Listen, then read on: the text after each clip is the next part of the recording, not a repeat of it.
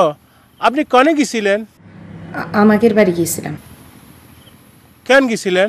কাজ ছিল। কিসের কাজ? রশিদের সাথে কথা বলতে গিয়েছিলাম। তো সে কার হুকুমে গেছেন আপনি? কিটা আপনার জাতি কয়েছে? আমার বাপের বাড়ি যেতেও জিজ্ঞেস করতে হবে। বাপের বাড়ি যাবেন, ওরে 100 বার যাবেন, 1000 বার যাবেন, কিন্তু আমি যে আপনার স্বামী, আমি যে আপনার কইছি যে বাপের বাড়ি যান আর যেখানে যান আমার হুকুম ছাড়া কোথাও যাওয়া যাবে না, আমার হুকুম ছাড়া কোনো পুরুষের মুখ দেখানো যাবে না, সেটা কি আপনি মানবেন না? বাপের বাড়ি যাব তাও জিজ্ঞেস করে যেতে হবে? এই তো মুখে মুখে তর্ক শুরু হয়ে গেছে। এটা কিসের লক্ষণ? এই তর্ক যদি আমি বন্ধ করতে না পারি তাহলে আমি স্বামী কিসের?